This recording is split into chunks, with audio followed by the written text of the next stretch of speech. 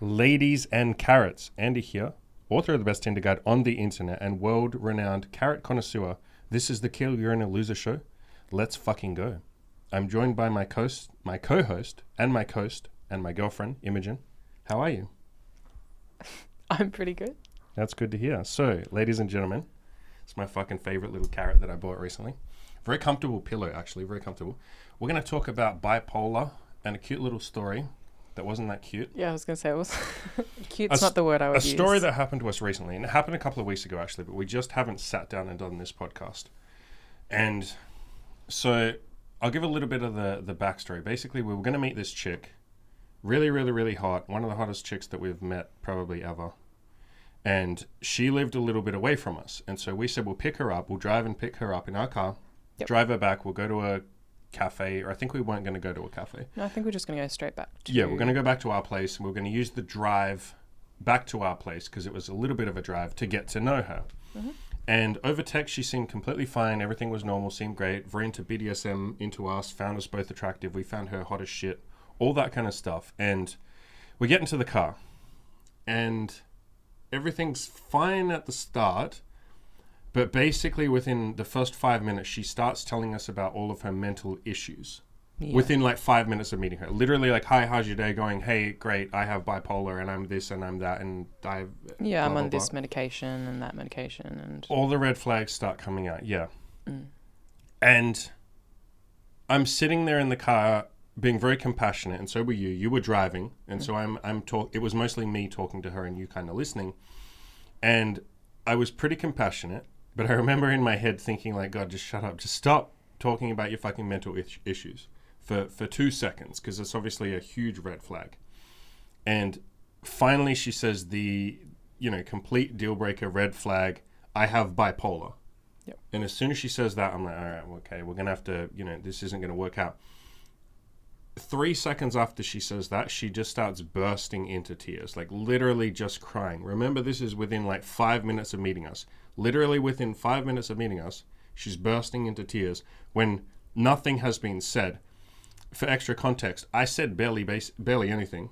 Yeah, you said almost nothing. In that, like, obviously nervousness played a part in it, but like, sure. Like continuing to talk, like, didn't necessarily let us jump in at much of a point. It was just a diatribe. It was a sort of like a vomit of like, here are all my mental issues. Here's everything that's wrong. Here's, all the unhappiness I'm going through. Here's all my mental issues. Here's all the medication I'm on. Here's all my problems.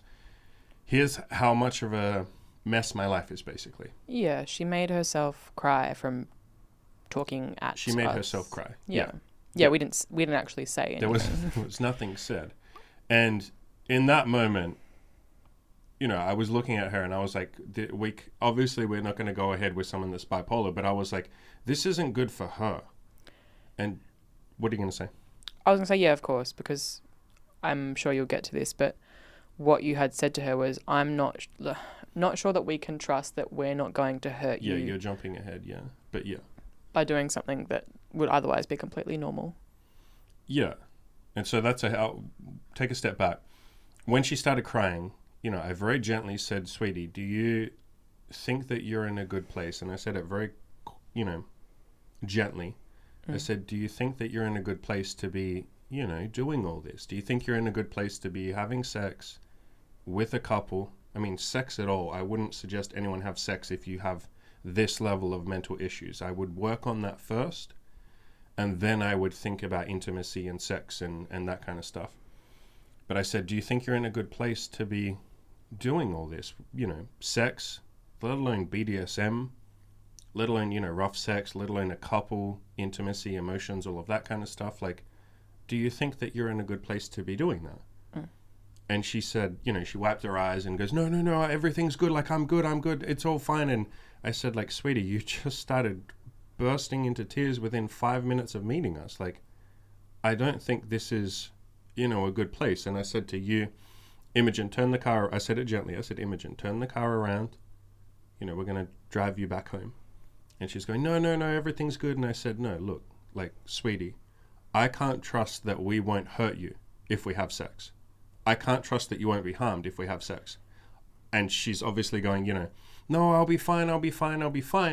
And this is where personal boundaries have to come into it. And we'll talk about boundaries in a second. But I said to her very gently, I can't trust you at the moment. Nothing against you, but I can't trust that you won't burst into tears in the middle of sex, or that something we do will be triggering to you, or that, your emotions will come up and you'll have a big, I didn't say this, but like a bunch of drama.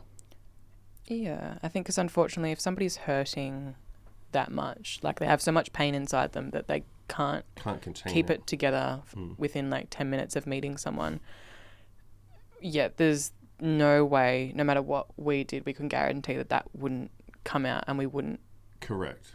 inflame that hurt, I guess. Yeah. And then you are talking about, obviously, you care about the person, and I was very compassionate and caring and gentle with her. You also have to care about yourself in situations like these. I had you to look after, obviously. I have myself to look after. And you're basically having sex with dynamite. If you have sex with someone with bipolar, or someone who cries within 5 or 10 minutes of meeting them, or who is in a really dark place, or who has suicidal tendencies, or any of that kind of stuff, or suicidal thoughts, you're playing with dynamite. You won't even mean to do it, but something you do, or something you say, or the sex itself, or they will just be having a bad day, and that kind of shit will come out. So, we turned the car around. We were very compassionate. I was very nice to her. I gave her some mentoring, and, I said, look, here's some books I recommend. I gave her You Can't Afford the Luxury of a Negative Thought. She talked about how she's going to counseling. She asked, do you think there's any way that we could ever see each other? And I, had to gently say, look, it wouldn't really be nice of me to promise you that. So no, that would be a horrible thing if I said, sure, maybe one day. That's not fair. Because now you're having to hold on to that hope and that light at the end of the tunnel. And then what happens if 6 months from now you say, hey, do you guys want to meet me? And I say, can you prove that you're in a good place? How do you prove that? It's unfalsifiable. I will probably just keep moving the goalpost, because how do I feel secure that you're not going to be bipolar anymore? Bipolar, by the way, is something that doesn't really go away. You have to medicate it, and you have to do extreme counseling. And most bipolar girls, most bipolar people are dangerous. Let's just phrase it like that. They don't mean to be. They're not bad people, but they are dangerous. And we're going to get to that in a second, because there's more to this story. She sent some follow-up texts at the end that sort of prove what I'm saying here. But there would never be a point where I would be comfortable having sex with someone with bipolar disorder, ever. That's a complete deal breaker. I would suggest it is a deal breaker for all of you listening. I would just suggest never, ever, ever have sex with someone with bipolar. No exceptions. Literally no exceptions. I don't think there's exceptions to that. In the same way that I would suggest you never have sex with someone who's a sociopath. And for women, I would say don't have sex with a guy that's a psychopath. And they'd be like, but what if he's a nice person? He's a psychopath. Don't have sex. There are plenty of other people on the planet to have sex with. I would not have sex with someone with bipolar. Now, let's be clear. That does not mean someone with bipolar is a bad person. It's nothing against them. But it is not worth your time or worth the drama or the pain that it will cause both of you. You're basically stepping into a house fire and saying, I hope this goes well. It won't. It won't. It's not possible for someone with bipolar to be good to you until they're heavily medicated, or they've worked through counseling, or they've done CBT and they understand the disease and all of that stuff. But if you're dealing with someone who's at the very start of their bipolar, if you're dealing with someone who says to you, I have bipolar, they're not at that point yet. Yeah, and I think this was even something that you said to her in the car, was because she asked the very direct question of like, is it because of my mental illness? And you were clear and you said yes, but then you followed up by saying, it is, like, this is my shit. Yeah. It's something that I'm not comfortable with. This doesn't speak to you as a person, but like, I don't feel comfortable. Yeah. We don't feel comfortable. Yes. We don't want to go ahead. This is something that I'm not okay with. This is my shit. Yeah. I was very clear that it's not like, oh, you have bipolar and you're a bad person. You're bipolar and you're a crazy bitch. Like, I'm not going to fuck crazy. My friend said, don't stick your dick in crazy. I said, no, look, this is my boundary. I'm not okay with having sex with someone with severe mental issues, bipolar, and crying within 5 minutes. And she had a bunch of other shit. She had a lot of other shit. We're leaving a lot of it out, but I'm not comfortable with that. That's me. That's not you. There's nothing, you're not a bad person. There's nothing wrong with you. You have some things you need to work through, some things you need to fix. But where I'm at, and you obviously as well, I'm not at that point. Like, that's not what I want in my life. So, yeah, showing a bit of compassion, showing a lot of compassion. I showed a fuckload of compassion and patience. And she was, at the end of it, you know, she said she was grateful. She said she was very grateful that we were both so sweet. She said, I can see why you're a life coach. And I was like, that's very nice. That's a nice compliment. You know, we gave her some book recommendations because we chatted for about another 20 minutes by the time you drove back home. We'd driven like halfway. Yeah. Or by the time we figured out like all this kind of stuff, like it was a long conversation. We ended up talking to her for about 30 minutes by the time. Yeah, there and back. Yeah. Halfway there and back. Yeah, for sure. So, you know, we go back, we give her a cuddle. She says again, will you keep in touch with me? And I said, like, I can't promise you that. No. So I'm just going to say no. You know, she goes, okay, I understand. She gave me a cuddle. She gave you a hug. Yeah. You know, again, I reiterated, just keep working on yourself. Like, this is what self-improvement is. You're on the right path. It sounds like you're going to counseling, which she was.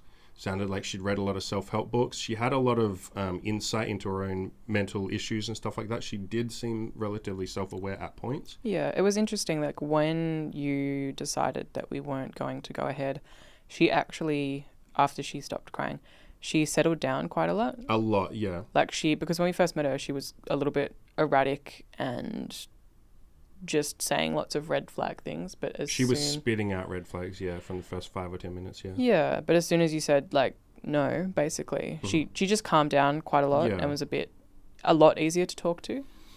Yeah, and this is also one of the traits of bipolar is, you know, you're sort of very manic 1 second, and then you can be calm and sweet and loving the next, and then manic again, and hence the term bipolar. Bi is in two, and, you know, poles is in your one pole and at the other pole, like one extreme to the other, basically. So she calmed down. She was nice then. You know, we said goodbye, gave her a hug, all that kind of stuff. She sent a text maybe an hour later. Yeah. Or a couple of texts, really long texts, basically saying, like, please, like begging, like pleading, like, what do I have to do? I'll do anything, please. I need to see you guys. Like, I just have to have you guys. Like, I'll do anything. And I was like, okay, that's... To be fair, she was playing into the whole, like, dominant, submissive... Yeah, like, please, I'll be your dynamics. sub. I'll do anything. I'll literally anything. And it's like, I felt really bad for her.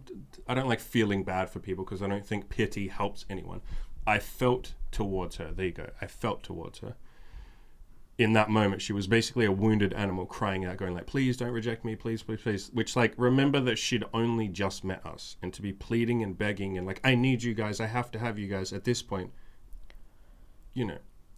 That shows you that she's not in a good place, and that the self-esteem isn't where it ultimately needs to be. You don't want to be begging someone, and this applies to all of you. You don't want to be begging a girl, and girls, you don't want to be begging a guy to be with you, especially someone you've just met. No matter how perfect a match they are, no matter how wonderful, you never want to be in a position where you're begging. You want to be in a position of abundance where you know, yes, I really like this person. Yes, I would like it if they see me. Yes, I'm disappointed that they don't see me. Sure, maybe I even fucking cry. Fine.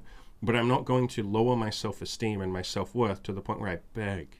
When they've already said no several times. We're not talking about like you trying to sleep with someone or trying to date someone. We're saying they've already rejected you. We didn't reject her. We were quite nice about it. But they've already said no and you're begging. And so, yeah, what are you going to say? I was just going to... almost reiterate, I guess, like you said, it's really not. I think the biggest thing is it is a self-esteem thing. If boundaries and self-esteem, yeah, because it's never going to feel good, even if in a different world where you know, she's baking and you say like, fine, okay, like we will sleep with you.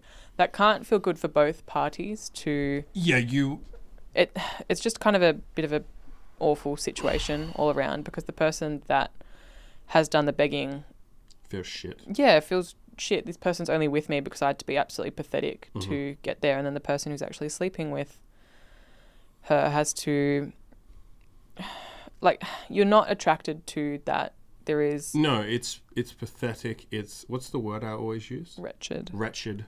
It's wretched. Yeah, you can't respect someone that had to beg to be with you. And that will always be the elephant in the room between the two of you. She will know she begged you, and therefore you could leave at any point, and she's lucky to have you, and she has to walk on eggshells and all of that kind of shit because you're about to fucking leave. And you know, man, I'm only with her because she fucking begged. How pathetic. She has no other options. She can't be with anyone else. Man, I can't respect that. She doesn't have a backbone. Why would I respect that? And so it's this weird elephant in the room between the both of you. Yeah. So, you know, we said goodbye. She sent those texts.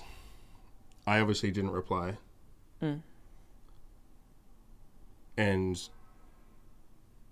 then she sent a follow-up text like the next day, I I think. think it was about a day later. Yeah. Yeah, this long text, a really long text. And this is where, you know, you can see when someone's not in a good place. And bearing in mind, you know, you guys weren't there, obviously. You're hearing our story, but I could not have been, you said this to me, I could not have been any nicer or more loving or more compassionate to her.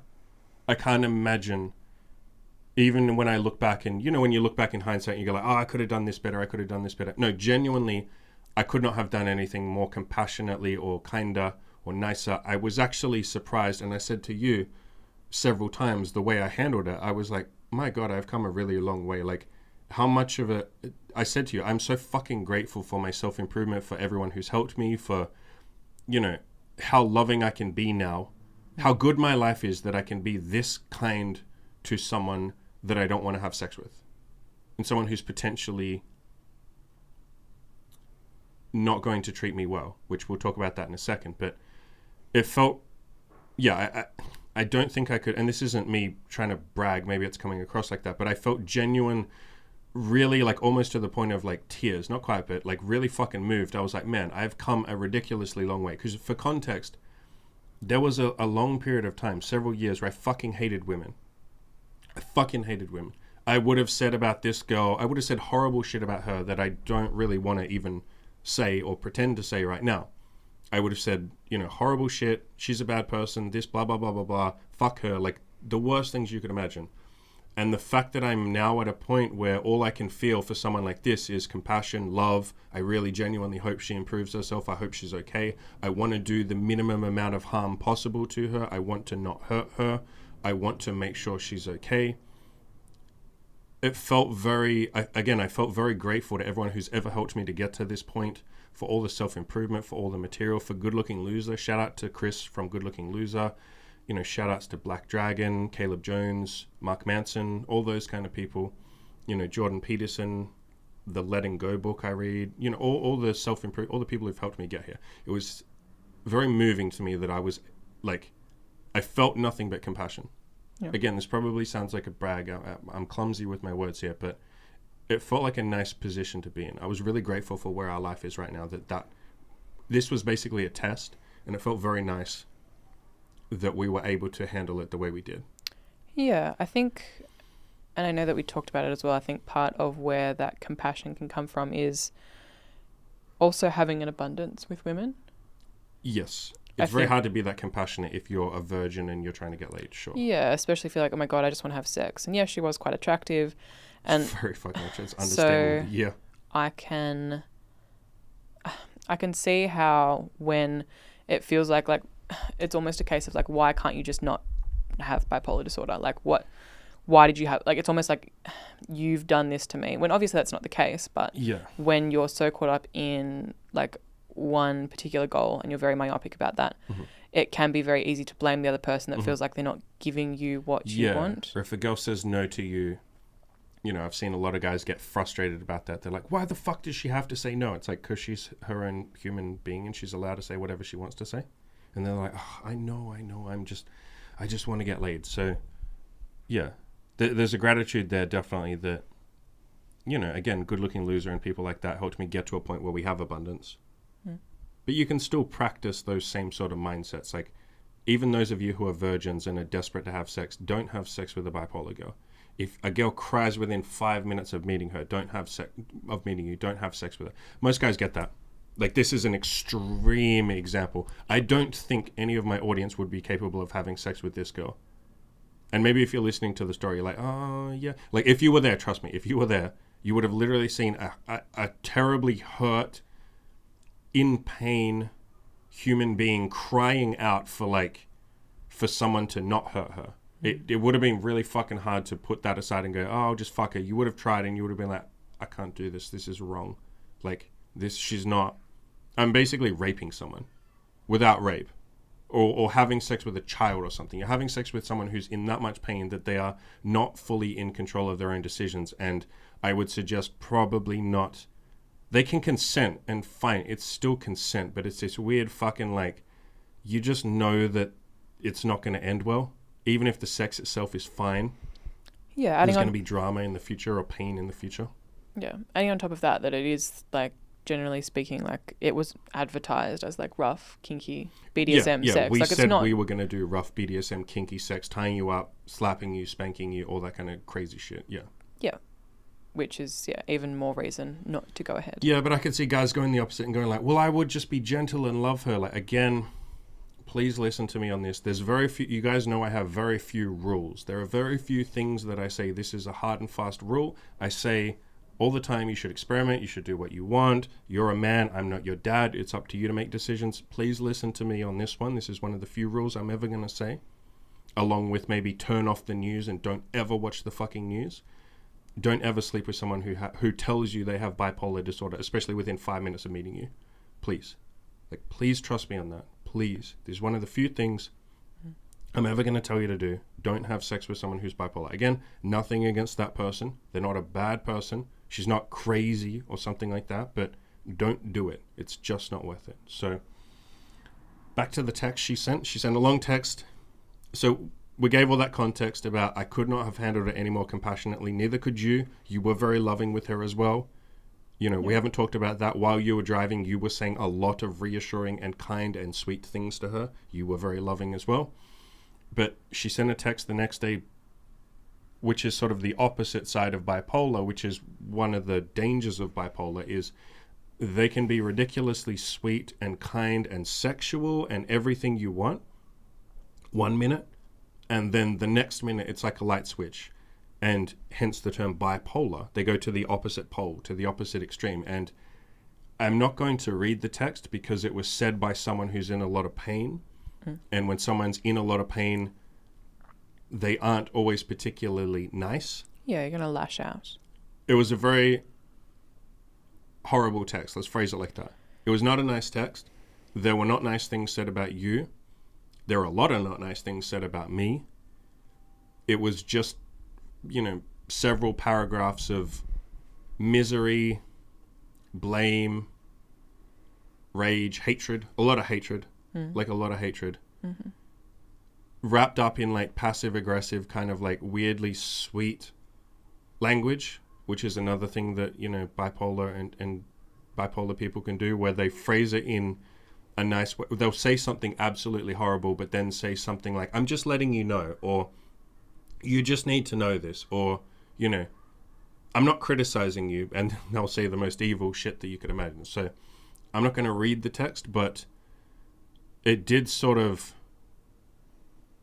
in a weird way, I'm not glad I got that text. I'm not glad I got that text, but... Of course not. Because it's not, I didn't take it personally, but nobody, no matter how stoic you are, you would still like people to say nice things to you. There is still, no matter how peaceful and calm, you would still like your life to be full of as much love as possible, as much kindness, as much compassion, as many compliments, all of that kind of stuff, as much validation. All of that shit feels nice. It feels lovely. No matter how stoic you are, you don't want there to be a war with everyone that you interact with. Of no course, matter how... Nobody would invite negativity into their life if they had the option not to. Even if it's like water off a duck's back, it's still water on that duck's back. You would like it to just not be raining. Even if it runs off and it So I'm not going to read the text. It wasn't a nice text. But it did kind of, I'm not glad I got the text, but it did validate what I already knew and what I'm saying to you guys. Don't date girls who have bipolar. Don't go anywhere near a girl who has bipolar. She's not a bad person. I was very compassionate to her. I didn't just run off screaming, oh my God, we didn't stop the car and go, get the fuck out, you have bipolar, you psycho. Like, no. But you do need to understand that bipolar is not something that you will be able to handle. And my God, I've seen some guys in the forums, especially not on my forums. I think my guys are generally pretty intelligent, but back in the day on the Good Looking Loser forums, I love how I just said my forums are smarter than the Good Looking Loser forums, but I stand by that. You guys are a lot more savvy and intelligent. My audience tends to skew a lot older and a lot more. You guys are a lot more savvy. Yeah, we've said this before, but the creator kind of determines what the audience will be like just by nature of and because I'm older being who you are. Yeah, because I'm older, I screen, I get you guys are a lot older. You guys have, when you're older, you've just seen more shit. So it's not even that you're more intelligent, you're more wise, but it's more just you've seen shit. And so you've seen a few bipolar girls or dangerous girls or emotional girls or hysterical girls, whatever you want to call it. And I think my audience gets this, but back on the Good Looking Loser forums, there were a couple of people, 2 in particular that I can remember, that dated bipolar girls. And both of them said the same shit, I can handle it. Guess what? 6 months in, they make a post, hey guys, sorry that I haven't posted on the forums in about 6 months. That's because she banned me from the forums using emotional manipulation. She's fucking keyed my car. She threatened to cut my dick off. She's stopped me from hanging out with all my friends because she's jealous of them. She goes through my phone once a week. She's attacked me like 10 times and I've thought about going to the police. But she's also loving as hell and really hot and the sex is amazing. But guys, what should I do? And we're like, exactly what we told you 6 months ago. You can't handle her. You're not equipped for it. You have to break up with her. Do it very gently, very lovingly, and block all contact because she will, do what like this girl did with us. She won't send you nice texts. It's not going to be like, yeah, I understand. Okay, fine. It's going to be every manipulation tactic under the sun because this is what people do when they're in pain.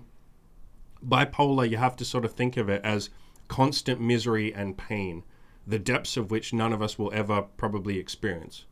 And so, well, I've experienced similar. When I was really depressed, I just walked around with hatred and I was manipulative. I was just a horrible person. You could say I didn't have bipolar, but like I had the depths of bipolar. I was quite fucking horrible to everyone else I met. And so there's no good that comes of that. Even if they're hot as shit, which this girl was, a lot of bipolar girls seem to be for some weird reason. I'm sure there's a psychological reason there, but no matter what, it's not worth it. So please don't think you can handle them. I couldn't handle this girl. I wouldn't be able to.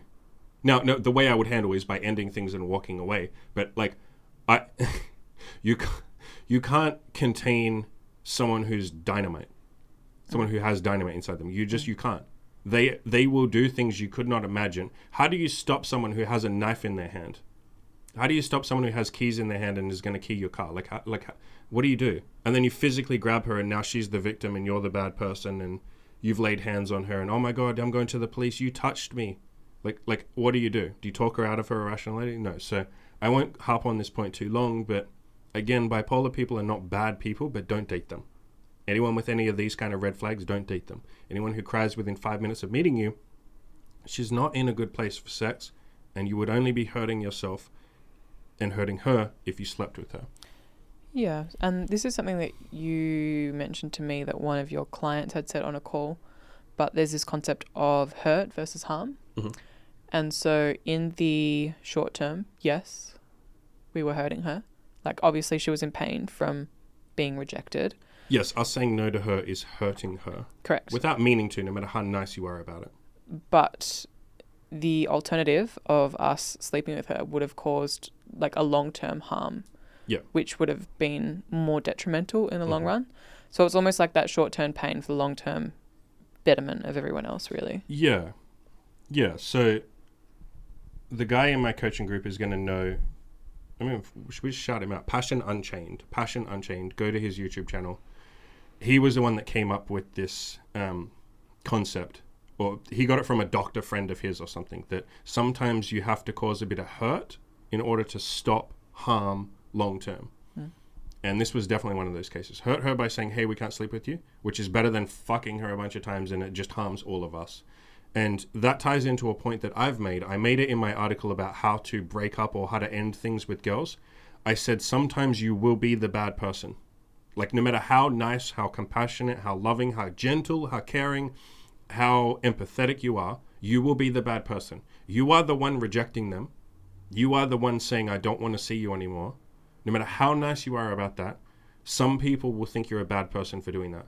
Because they're only seeing what they want in the short term. They're only saying, but I want to fuck you and you won't let me fuck you, or you won't let me date you, or you won't let me love you. So you're the bad person. Why won't you give me what I want? And it's almost like a child. This very much ties into parenting. If your child is sitting there screaming, it's like 10 p.m. at night, right?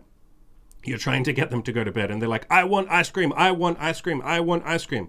And you know, if you give them that fucking ice cream, the sugar, the fat, the lactose, like all that shit will keep them up. They will stay up till 1 a.m. and then they'll be a miserable, miserable bastard tomorrow. Tomorrow will just be nightmare mode for all of you. It will just be the worst day in existence. And you try and explain this to them and they're screaming, I want ice cream. And you're like, look, listen, hey, you're not being rational right now.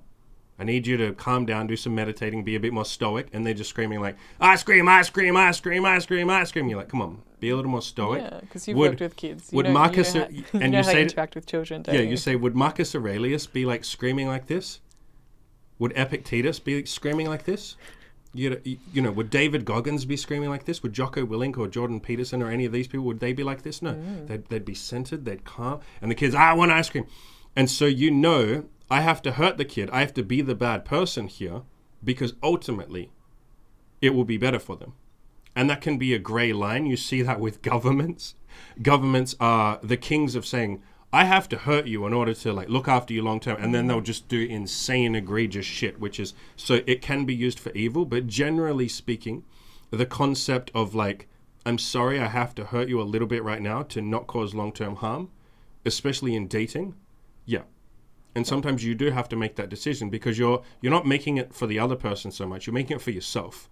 And we haven't even talked about that. This whole conversation, this whole podcast has been about her. But for your happiness and my happiness, we couldn't sleep with her.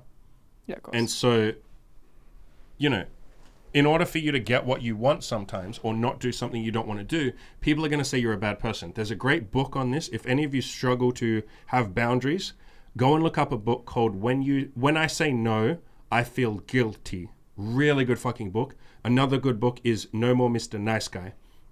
And both of these books teach you assertiveness, boundaries, how to stand up for yourself, how to say no, even if people think you're a bad person, because that is important. I have worked with quite a few guys that struggle with boundaries.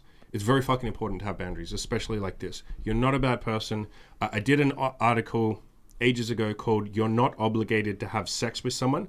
Go onto my website, killyourinaloser.com, search for that. You're not obligated to have sex with someone. I talked about all these concepts. Sometimes you will be a bad person. You don't owe a girl sex just because she wants it. And this is a concept that women get inherently. They're like, I don't owe you sex just because you want it, you fucking psycho. But guys seem to struggle with this. I don't owe a girl sex even if she wants it. And I don't owe her a relationship even if she wants it. Guys really struggle with that one. They're like, but we've been sleeping together for 3 months, so don't I owe her a relationship? No. Why would you?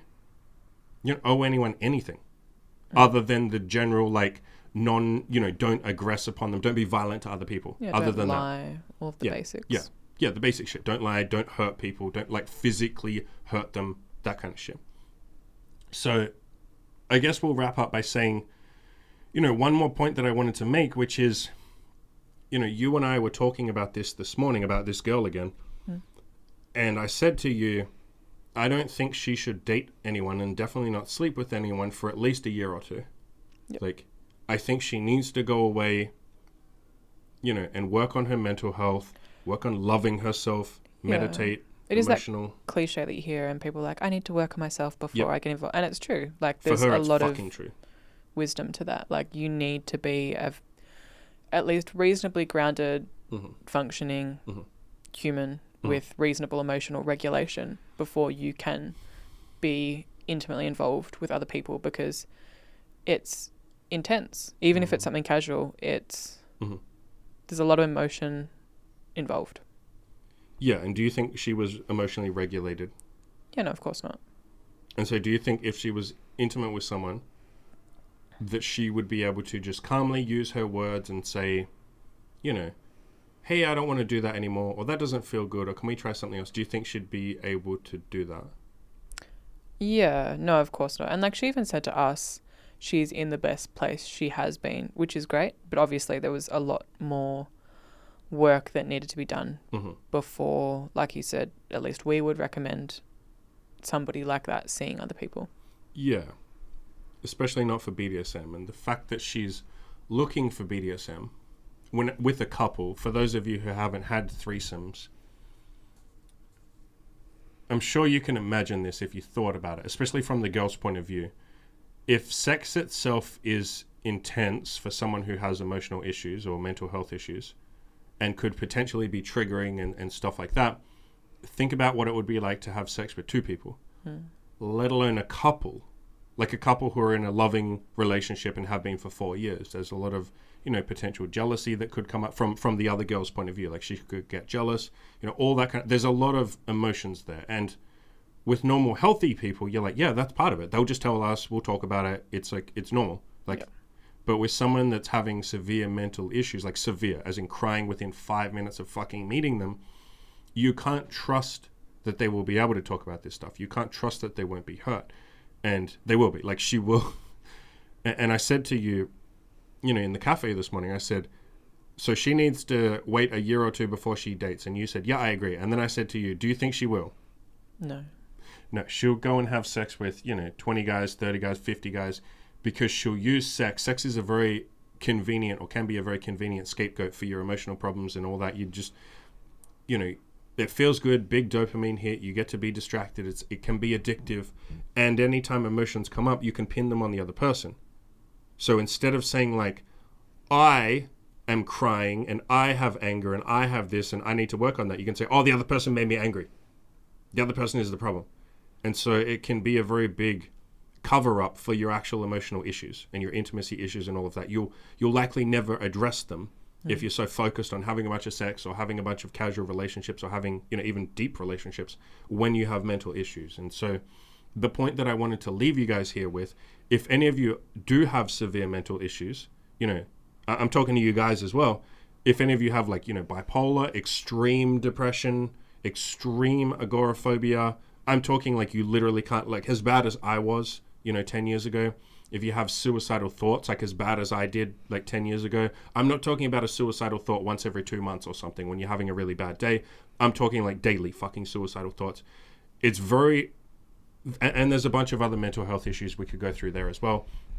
Schizophrenia, extreme OCD, extreme paranoia, extreme hatred of women. That's one that actually does come up in our circles quite a lot. Like you really fucking hate women to the point where you want to fucking smash their faces or beat them up, or you just fucking hate them. I'm not talking like general frustrations of like, why won't women sleep with me? I'm talking like hatred, like rage, like black pill, or you're someone who goes so deep on the red pill that you just become almost unrecognizable to the rest of the, like even the red pill would say you're extreme, that kind of person, or you're in that kind of state, I should say, not that kind of person because that can change. But if you're in that place with any of these mental health issues, it's very, very important that you work on them and address them first before you start getting laid. You even said it applies to other goals. Yeah, of course, because you're not going to be able to build a business or take care of your body physically if you've got all of this mental shit going on. It's going to be very hard to get basically anything else done if the basics of your mental health aren't addressed first. Yeah, like if you literally cry every fucking day, if you're literally like you're fit, you have to stop yourself from screaming at strangers, or sometimes you do explode at strangers. If you have extreme anger, extreme suicidal thoughts, we're talking very severe mental health here. I'm not saying, oh, I get pissed off in traffic, or I get frustrated when girls reject me, or I cry every couple of days because I'm working through all my shit. I'm not talking about that shit. I'm talking about very, very, very severe mental health issues, which I have seen a few guys on my forums. There's been a few guys on the Good Looking Loser forums. Very important you work on that shit first. And that's not saying you're broken. It's not saying it's going to take you, like, sorry, you're just not capable of reaching goals. No. I will never shut the door on anyone. Even this girl today, this girl that we're talking about today, as I said, she just needs to improve herself. She needs to go to fucking counseling, which she is. She needs to take some medication, which I don't think she was. I don't know if she was. No, she was. So, and eventually you probably want to come off the medication, depending on your disease and what it is. And I'm not a doctor. And you know what? I take that statement back. I don't defer to doctors' expertise on a lot of this shit. But you get what I'm saying.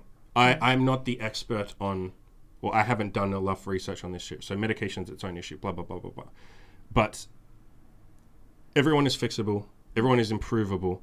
But if you have these severe issues, work on them first. And that doesn't mean you have to wait 2 years before you can start getting laid. Or, oh my God, I don't get to start my business for 4 years. No.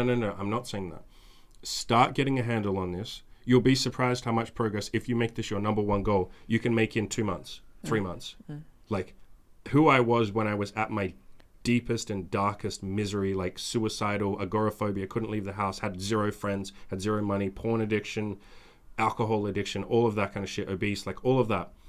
Within the first month, I made insane progress. When I actually started going to counseling, started going outside to tackle the agoraphobia. Within 2 months, I was a completely different person. Within 3 months, I was like optimistic. I was like happy. It was insane. It was an insane turnaround because I made it my number one obsession. I was fucking obsessed. Like every single waking second was spent working on my mental health. Literally, I didn't spend a single second not working on it. Like I didn't watch TV. I didn't have any I barely slept. I slept, but up until the moment I was sleeping, I was working on this shit. So you can fix it. You can improve it. You don't have to be perfect, but at least get a start on your mental health. Start meditating. Start going to counseling. Take some medication. I will leave a link in the description to my depression article because that's probably the best place for you guys to start. And I have a big, long checklist of things you can do to start working on your mental health, like support lines you can reach out to, like medication, like all that kind of shit. Articles to start with, how I improved my own depression and my own mental issues and all that. So I would start with that. But yeah, I definitely wouldn't be getting into relationships or having sex. And because when you bring another person into the mix, you're just bringing a bunch of potential triggers, a bunch of things that'll piss you off. And it's not really fair to the other person. Yeah, and I've had to say this with a couple of guys on, the Good Looking Loser forums where I've had to really gently say, like, mate, I don't think you can be nice to women right now. I think you fucking hate them too much and you have these mental issues. Like, work on those for a month or two and then start this getting laid stuff. Because I think you're just going to bring other women down. And that's not fair to them. They didn't do anything. They're just standing there existing. And like this girl that we're talking about today, I don't blame her because she's in a place of misery and she doesn't know. But it's not fair on other people that she dates. Yeah. Like, if she hadn't met us, obviously it's a interesting story that I hope this story will help a lot of you, especially if you have mental health issues and stuff. But it would have been nicer if she just took a sabbatical and wasn't dating. Would have been nicer if she didn't date us and didn't send that long, text and all that kind of stuff. Because all she did was, and we're pretty stoic, and it wasn't, it was water off a duck's back. But like, what if it wasn't us? She's just going to go around and like, I don't believe she's going to add anything to any guy that she dates over the next year or two minimum if she's working on herself, longer if she doesn't work on herself. She's just going to make a lot of guys fucking miserable.